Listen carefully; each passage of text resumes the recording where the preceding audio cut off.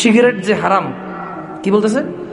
বলছে সিগারেট যে হারাম কোরআনে দেখাও, একটা হাদিসে যদি সিগারেট লেখা থাকে আমি খাবো না। আর তো মহা বিপদ না? সিগারেট আমি কোথা থেকে লেখা দেখাবো? সিগারেট আছে এভাবে? ওকে আমি বললাম যে সূরা বাকারায় আল্লাহ সুবহানাহু ওয়া তাআলা বলেছে যে ওয়ালা তুলকু বিআইদিকুম ইলা তাহলুকা, আর তোমরা নিজেরা নিজেদেরকে ধ্বংসের দিকে নিয়ে যেও না। এই সিগারেট একটা সময় খেত মানুষ, খেলে আলেম ওলামারা বলেছে যে এটা মাকরুহ, এটা টাকা পয়সা নষ্ট করে, এইভাবে মুখে নেয়, ধোঁয়া মুখের ভিতরে ঢুকে আবার ধোঁয়া বের করে ফেলে দেয়, এতে কোনো পেটও ভরে না। কি ভরে না?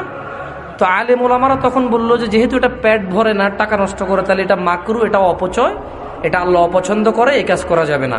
কি ওই আলেমরা কি ভুল ফতোয়া দিছে? না। অনেকে বলে যে সিগারেট হারাম কবিরা গুনাহ, আমিও বলি সিগারেট হারাম কবিরা গুনাহ মদ, কিন্তু আমি বলি না যে এই আলেমরা সিগারেটকে মাকরুহ বলেছে, ওরা ভুল বলেছে, এটা আমি বলি না। কেন এবার একটু বলবো? আজকে একটু খোলাসা করে দিয়েছে, কেমন? দেখুন, ইসলাম ধর্মে মানে দিন ইসলামে ফতোয়া সিচুয়েশনের উপর ডিপেন্ড করে হয়।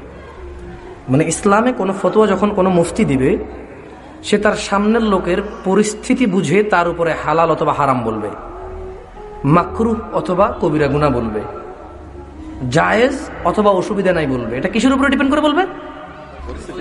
পরিস্থিতি বুঝে। তো যুগ মেডিকেল সায়েন্স, ডাক্তাররা এত উন্নত ছিল না, ছিল? এখন যেরকম এভাবে মেশিনের সামনে দাঁড় করাচ্ছে, পেটের আঁত, হাড্ডি, সব কিডনি দেখা যায় নাকি? দেখা যায় না? ভিতরে কি একটা পাথর, আল্লাহ সবাইকে আশ্রয় দেখে সব রোগ থেকে, আমিন। এটাও দেখা যায় কিনা? দেখা যায়। এই আরো 50 বছর আগে এরকম ছিল? ছিল না তো।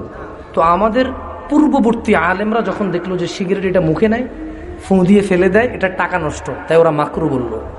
কিন্তু গিলাতলার পুরুষ যারা তোমরা ধূমপান করো, একটু ভেবে দেখো, মেডিকেল সায়েন্স উন্নত হয়েছে, এই সিগারেটের কি কি ক্ষতি আছে, শুধু খালি যে মুখ দিয়ে বের হয়ে যাচ্ছে তা না, এটা তোমার ভিতরে তোমার কি কি নষ্ট করতেছে, তোমার শরীরের কোন কোন ক্ষতি করতেছে, এটা এই সব জিনিসগুলোকে এখন স্পষ্ট নাকি অস্পষ্ট? তো যখন এটা মরণ ব্যাধি তোমার শরীরের এত ক্ষতি করে, তখন এটা কি মাকরুহ না কবিরা গুনাহ?